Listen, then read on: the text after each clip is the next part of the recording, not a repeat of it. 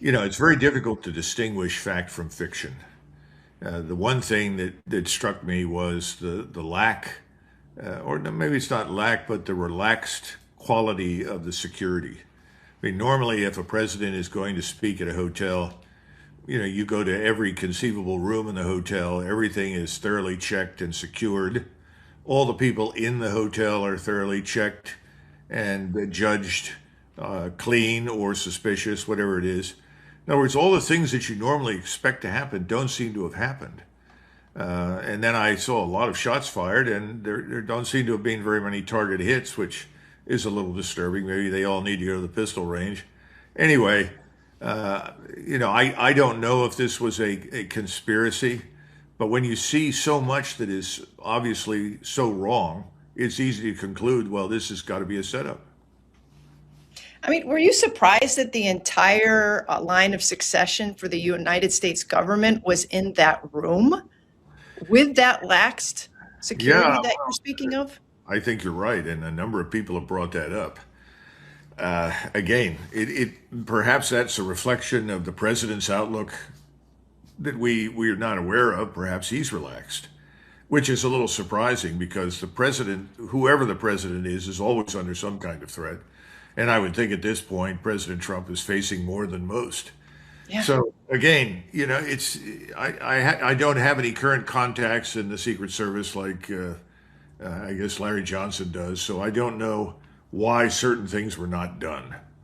But you would think, given the fact that RFK was killed in a hotel, and that other attempts have been made on previous occasions in hotels, both here and overseas, that you might want to do a much more thorough security check than what was done. Yeah. I mean, considering Butler, I mean, just that aside, I remember as a young reporter back in Connecticut during the 90s, just to cover, President Clinton had visited a school in New Britain, Connecticut, where I was writing as a reporter for the New Britain Herald at the time. And it was like a week before they were vetting every single person that was going to be near that school. And so it would, I don't know, I would just assume that they were vetting everybody who was going to be in the hotel at that time, because I've heard many people go, oh, well, this guy, the assassin, would-be assassin, was a guest at the hotel. Well, that shouldn't matter. I mean, you would think that they're vetting every single person staying at that hotel at that Well, moment. he also checked in with weapons.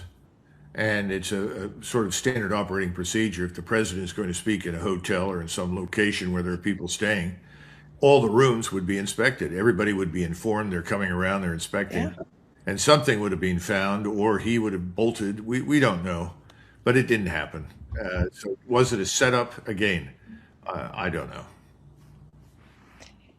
I don't know either, but I guess, and I'm hoping there will be some investigation. But considering that we haven't really had a full investigation of what happened in Butler, even, I'm not holding my breath. Let's talk about the war. Let's talk about Iran, the lack of progress in the talks. I think we have something teed up. I think it is cut two.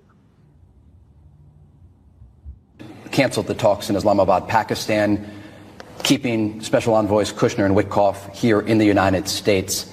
He said just 10 minutes later, the Iranians made a new offer on paper, and it was better. If what they mean by opening the straits is, yes, the straits are opened as long as you coordinate with Iran, get our permission, or we'll blow you up, and you pay us, that's not opening the straits. Those are international waterways. They cannot normalize, nor can we tolerate them trying to normalize a system in which the Iranians decide who gets to use an international waterway and how much you have to pay them to use it. Well, Secretary Rubio is obviously not familiar with the Dardanelles, the Bosporus, and ultimately Turkey is responsible for controlling the traffic that goes through those straits. By the way, they've done an excellent job. We've never had a problem. I don't know of anybody who's really complained, and I think that's probably the model for the future. But that's a model that I don't think anyone in Washington is interested in. I think Washington wants, at this stage, all or nothing. Right. There's no willingness to make any concessions of any kind. And that was the problem in Islamabad when Vice President Vance went over. He essentially tabled Israeli demands and said, here they are. So this is what you have to meet. And, the Iranians, I think, were quite perplexed. I think they came with something like 70 people. Everyone had carried lots of material with them, maps, data that was designed to support the negotiation. But there was no negotiation. I don't see any willingness to, quote unquote, negotiate, because any negotiation that occurs has to recognize the reality that strategically Iran is in an unassailable position. We should have thought of that to begin with, but there was no thinking. Normally in the military, you have something we call the purpose, method, end state framework, where you say, all right, what do you want us to do? And what's the purpose? The purpose is what? Well, I think we went through several different ones. Stimulate unrest, bomb in support of unrest, decapitate the regime, change the regime, and then finally it became cause the disintegration of Iran and its society. I mean, that's where we went. Now, the method from the very beginning was always largely the same: air and missile attack. And we know from experience, air and missile attack alone has seldom, if ever, worked. And then finally, the question is end state. What do you want everything to look like when this is over? I'm sure we didn't want the end state we have right now. We wanted Iran's total capitulation. And that's why there were these stupid remarks about unconditional surrender. When you make dumb policy statements that have no chance of success, and LBJ did this on more than one occasion during the Vietnam War, you can't retreat from it. You have difficulty doing that. That's where President Trump is. Anything he does now will be interpreted in his mind as a demonstration of our weakness, our failure. There is a way out of this, but I don't think he's inclined to take it. What is the way out of this? I think the way out is very straightforward. He goes out, he holds an impromptu press conference and says, I've just spent several hours talking to my advisors, looking at the condition of the global economy.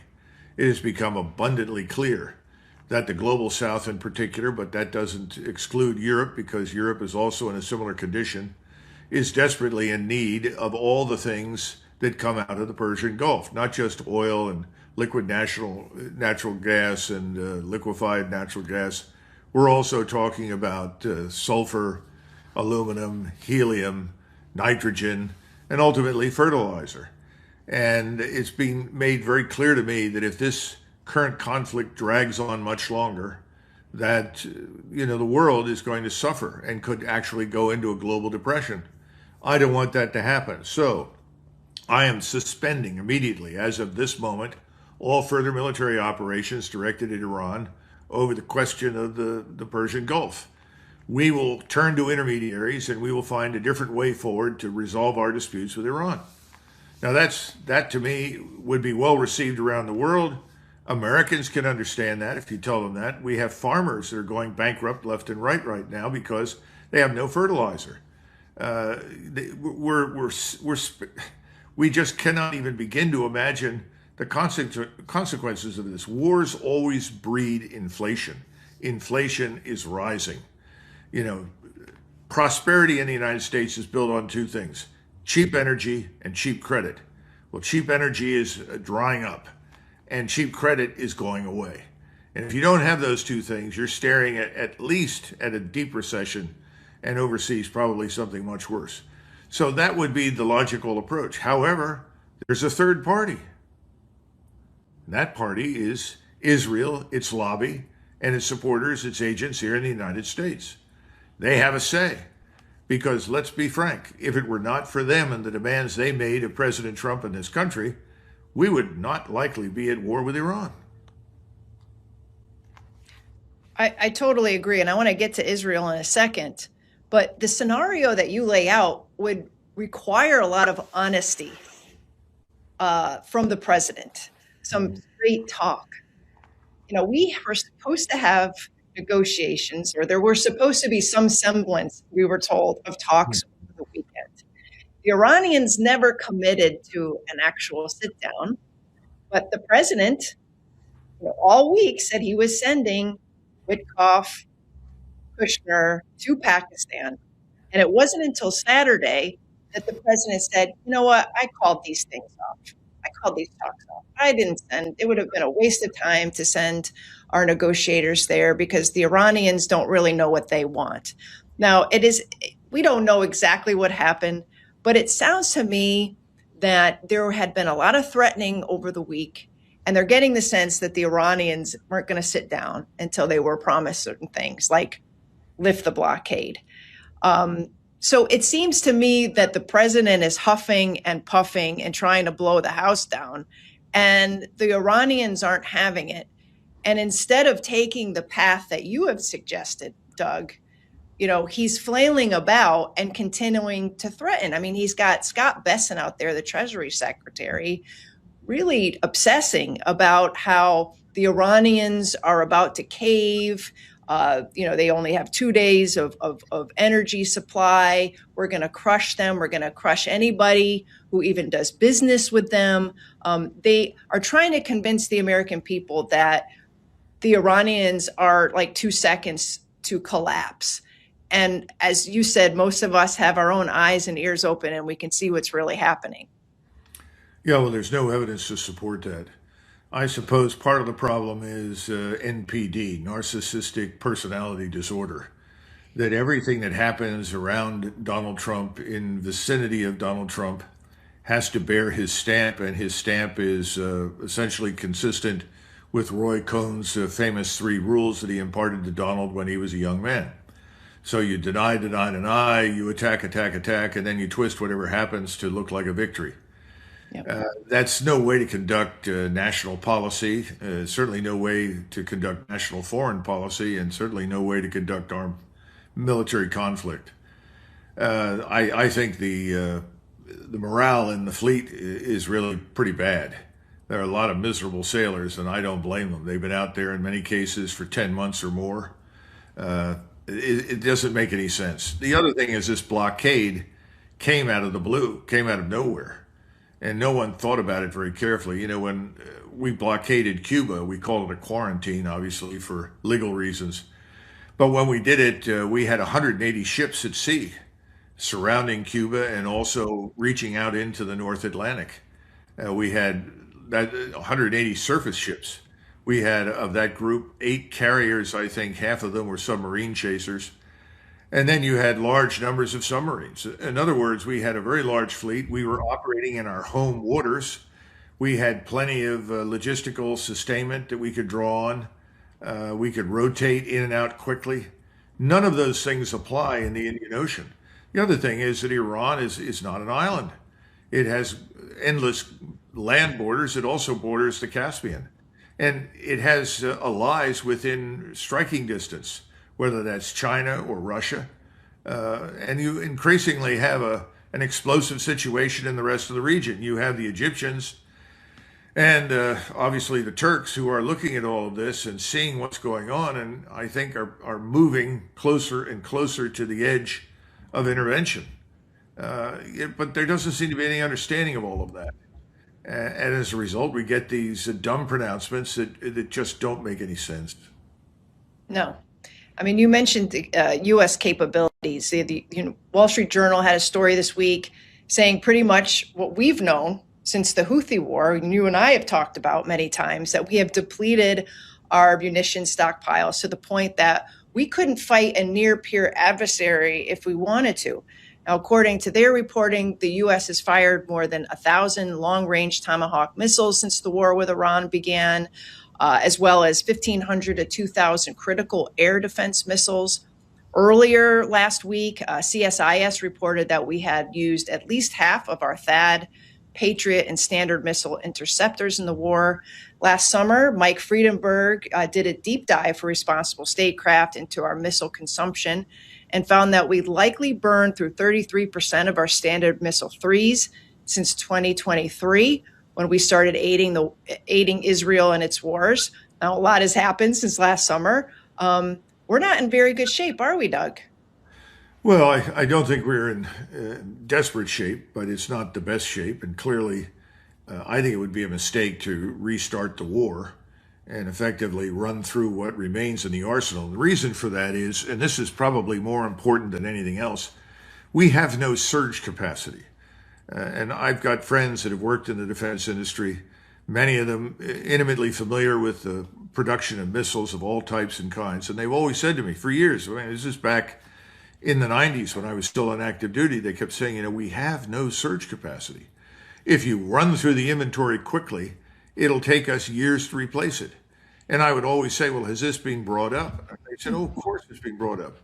I think you've got a problem in the defense industry. It's very eager to get its hands on all the money that is being promised right now with this grossly bloated defense bill.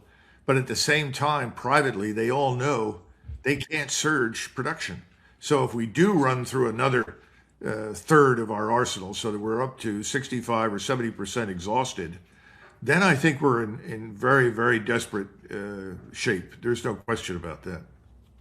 No, I don't know if you saw this, but The Atlantic, which I typically don't read, but The Atlantic published a very well-reported piece, had like 4 or 5 reporters on it yesterday, that quoted officials inside the Pentagon saying that Iran retains 2/3 of its air force, the bulk of its missile launching capability, and most of its small fast boats, which they say can lay mines and harass traffic in the Strait of Hormuz. One person told The Atlantic, those are the real threat. It also reported in the same piece that none of this reality is getting to the president, that the chairman of the Joint Chiefs, Dan Kane, and Defense Secretary Pete Hegseth are whitewashing everything for Trump, that he only gets the Fox News version of the events in his bubble and acts accordingly. A, what do you think of the reporting about Iran's maintaining its capabilities? And B, you know the president and you're aware of how his inner circle operates. Could it be true that he's literally like not getting the true picture of what's going on and is reacting to this false narrative? Well, let's take the first part. You were talking about missiles, numbers of missiles. They started with roughly 25,000 missiles. My impression is that I'm being told by people who are more knowledgeable about this than I do and have access to information I don't, that they've got 18 to 20,000 left, and that they do have the capacity to produce missiles underground. And that's something I don't think we appreciate. The other point is that they started with roughly 50,000 or more unmanned systems. These are the various kinds of drones we've seen used, and they have perhaps of that number 35 to 40,000 left. So the Iranians are sitting on a very effective arsenal. We haven't been able to shut that down. I don't know that the comments in the Air Force are very important. Frankly, if you look at what the Iranians have achieved, they've demonstrated that you can defend yourself very adequately without an Air Force or a Navy. The small boats notwithstanding. But there's something else, and that is General Kane. He's the senior military advisor to the president. Mm-hmm. And if he doesn't tell the president the truth, we're in a lot of trouble. And I'm assuming that he does, because I have heard from people in Washington that are very close to the White House or in it, that everyone sort of lives in fear of an explosive temper from Donald Trump. In other words, Donald Trump is so frustrated and so angry that he has a tendency to shoot the messenger, especially when the messenger brings news that he doesn't like. Now, I said Dan Kane is just the senior military advisor. He has no command authority. So now let's turn to Bradley Cooper. He's the admiral who is the commander of Central Command. He's directly responsible, and he has access to the president. So if we're right and the real truth is not reaching the president, or the president is simply being told whatever the secretary wants him to hear, Bradley Cooper is the man that has to go to Washington and meet privately with the president. And the Secretary of Defense cannot stop that. It's written into law. You got to go read Title 10. Any combatant commander who demands to speak with the president can do that. Now, if the president says, no, I don't want to talk to you, well, that's a different matter. But my experience with him is that he would listen. He may not like it, but he's not going to turn somebody away. This was the problem with General McKenzie when he was the CENTCOM commander and presided over that disaster that we called withdrawal from Kabul. That was a catastrophe, and he was mightily responsible for that. And he should have been relieved and then ultimately punished in some way for his failure to organize that effectively. But that's where you really have to look. You have to look at Bradley Cooper. If what we're saying is true, and I think it is, then he's got to tell the president, Mr. President, this is where we stand. If you order us to go forward, these are the risks involved, and there's a very high probability that the next round of bombings and missile attacks will not produce anything different from what we saw before. But we have a lot of evidence that the Iranians will follow through on their threats. They have the precision-guided missiles and unmanned systems to utterly destroy the west coast of the Persian Gulf. And they have no incentive not to do that, because those places have been platforms for attack against them. And they have no love for any of the people that rule those places. There are 67 million people living from Iraq all the way down to Oman. They will not be able to stay there. Power goes away. There is no desalination. It doesn't matter. And the place returns to being what it was, decades ago before it developed into what it is today. It'll go back to being a desert. He needs to say that directly to the president. Because remember, I don't think that the president selected General Kane to tell him no. Yeah. After all, he came out of retirement. He was 4 stars. He must have known this was at least highly possible, if not probable. So I don't think he was the guy who was appointed to the job of chairman to tell the president no. Presidents usually get, not always, by the way, but usually get the generals they want. The last time we had a general that a president didn't want, interestingly enough, it was Marshall, because FDR disliked all of the Army generals whom he referred to as Republicans and anti-New Dealers, which was true. But it turned out that that was the best possible pick that he could have ever had, as we know.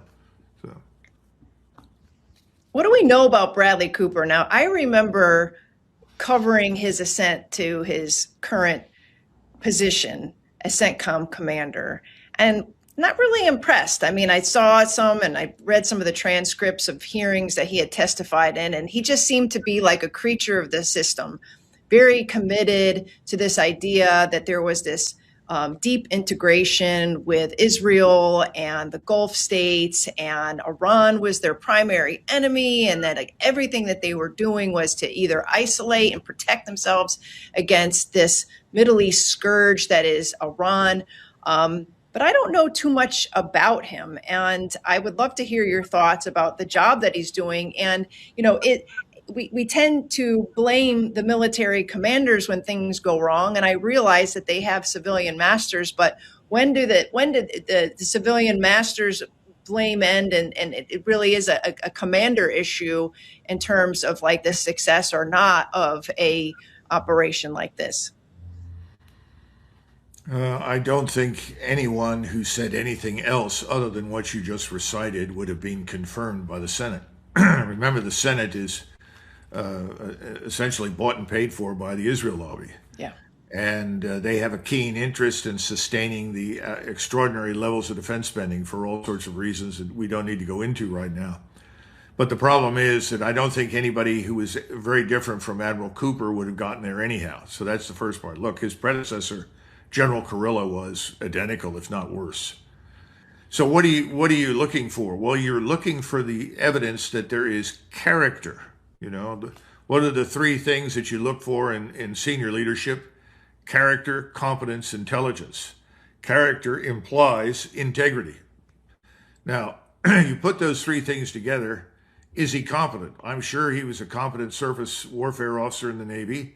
And in peacetime, that competence bar is hard to identify. I mean, you just don't know when a war comes how people will behave. You'd like to know, but it's not always predictable. Then he's intelligent. Obviously, he's intelligent. He's not a stupid man. We have a few, I take that back, a few dummies, but for the most part, the senior officers are not unintelligent. So now you're going to the issue of character. And how does he see himself? How does he see his role?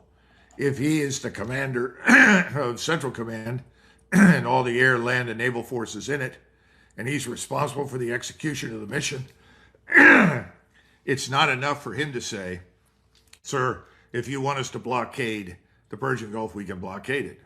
He's got to be prepared to take a step forward and say, while we can do this, this may not ultimately achieve your desired objective. Now, I don't know what the president has communicated to these people. You want to destroy Iran? Well, that's done. Forget it. That's not going to happen. So what do you want to get out of the application of military power? Somebody needs to ask that to Donald Trump. This reminds me of an event where Bradley was asked by LBJ to go to Vietnam. And he came back and he reported to LBJ. He said, what do you think? He said, well, I can't find anybody in Vietnam from private up to general who really knows what the hell they're doing there. And he said, well, that's ridiculous. And so he picked up a legal pad, he handed it to LBJ with a pen and said, well, write down what the mission is so they know what you want. And LBJ sort of, well, it'll take me time to do this. And Bradley's answer to him privately was, well, then get out. Right.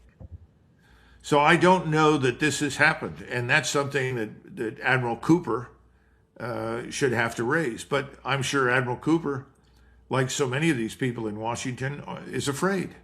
He's afraid because what happens to him in retirement?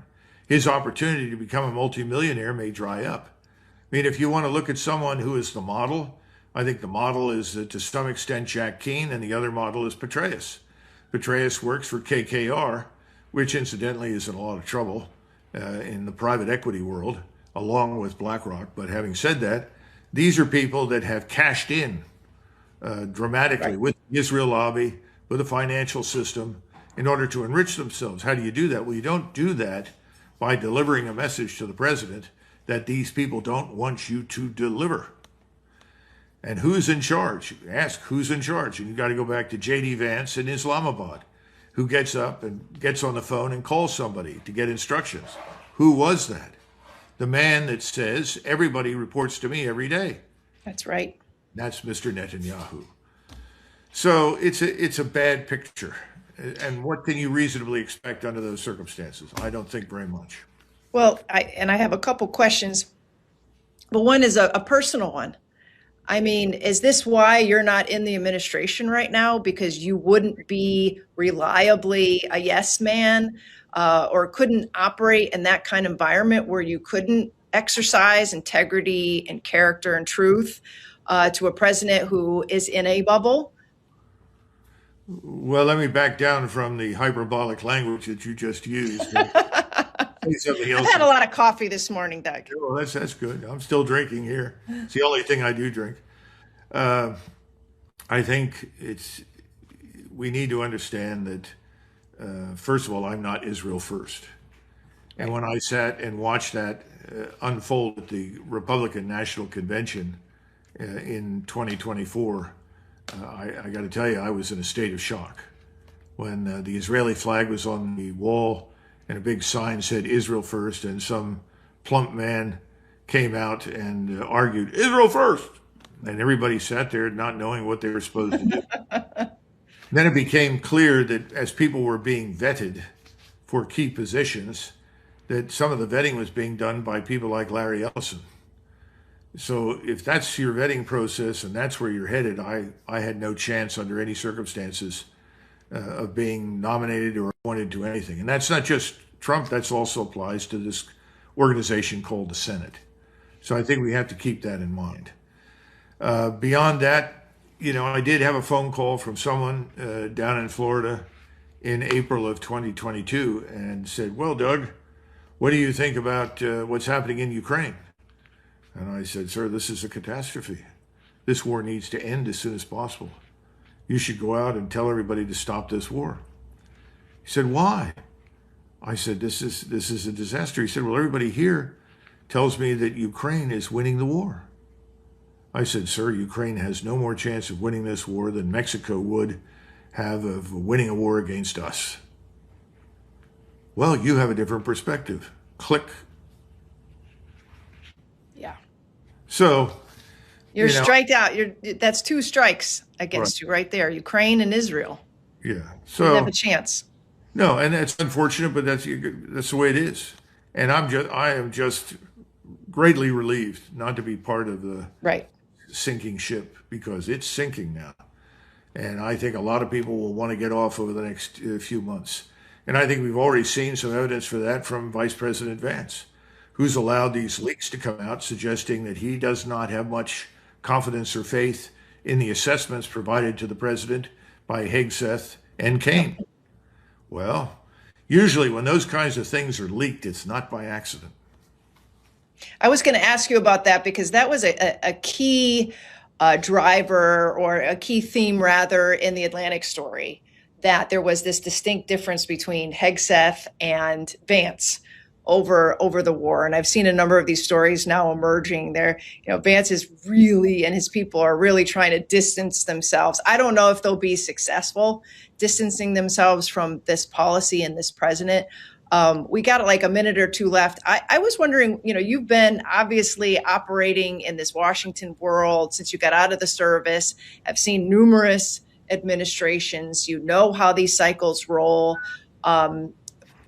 What do you think the next 2 years of the Trump administration look like under these circumstances? We got these midterms coming up, but I mean, the first year, there was a lot of confidence. There was a lot of authority. He was throwing his weight around quite a bit.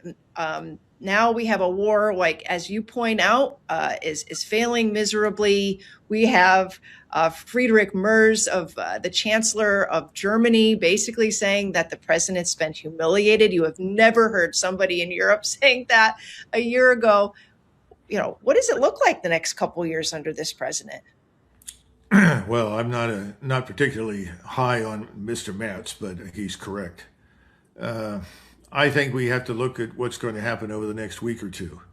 If there is a decisive exit from this war, then I think President Trump and his administration will be wounded badly, but can still survive. Now, is he going to sort of clean up in the midterm elections? Well, very few presidents ever do that anyway. Probably not.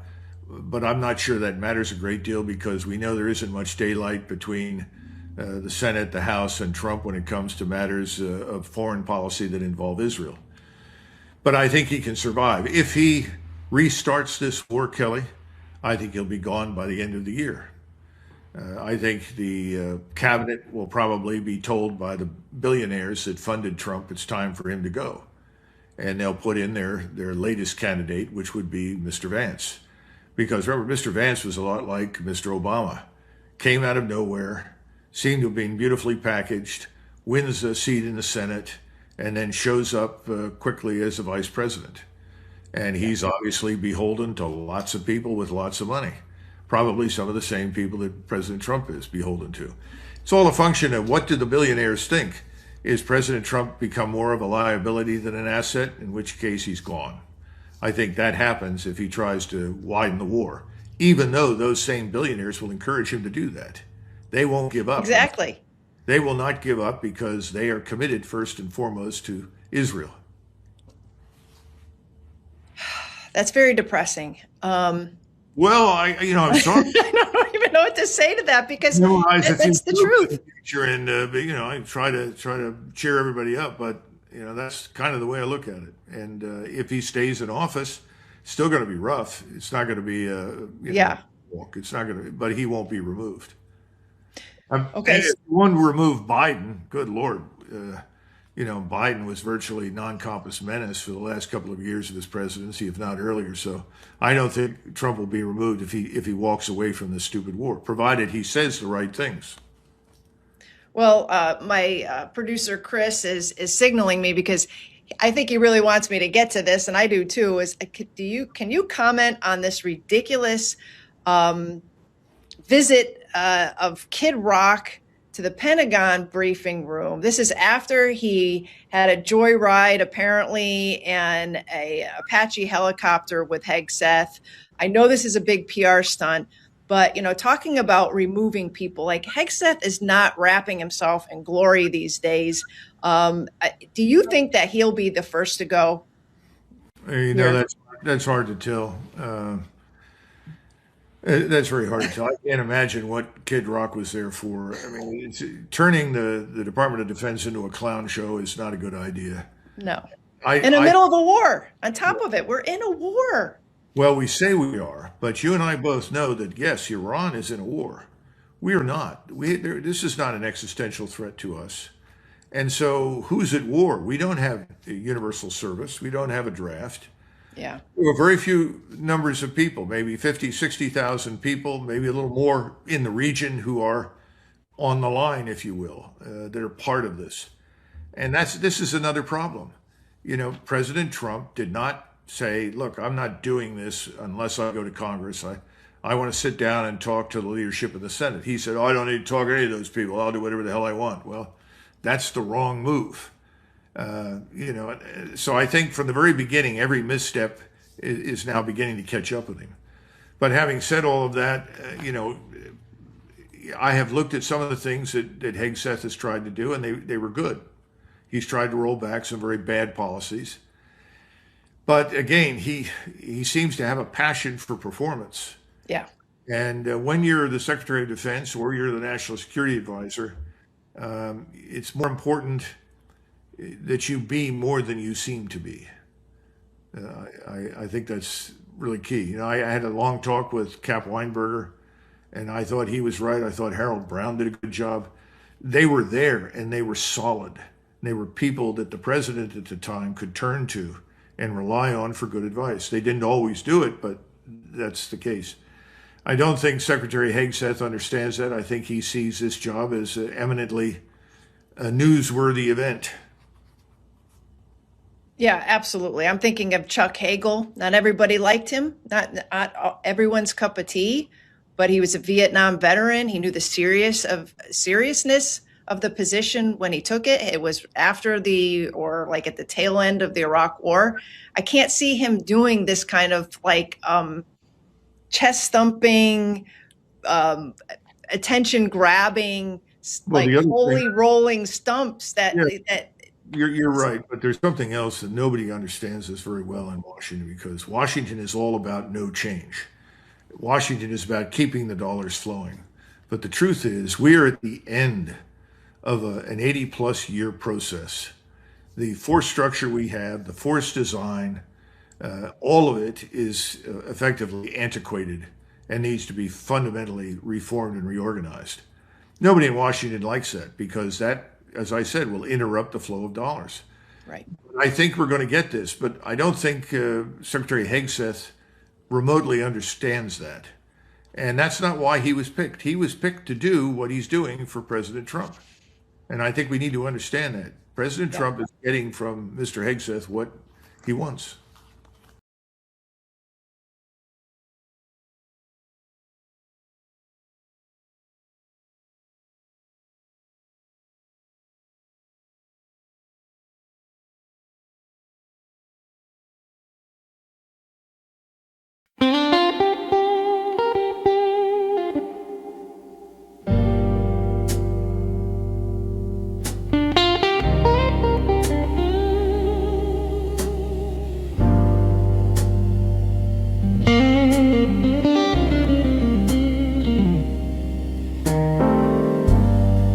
Last call came when an hour ago. Still got nowhere in this town to go.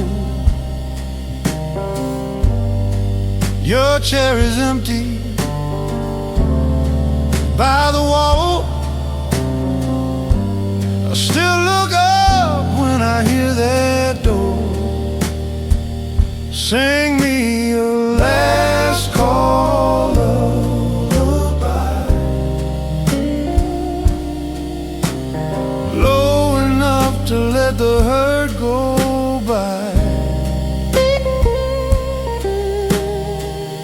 Don't fix a thing, just pour it slow. Some nights a man don't need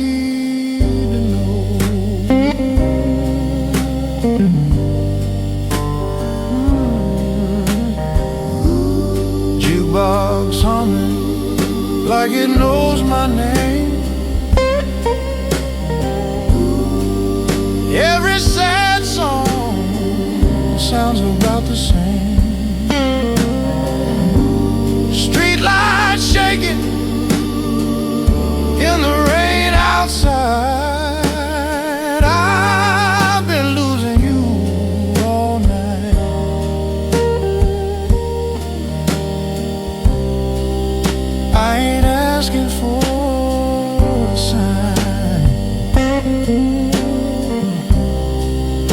just a little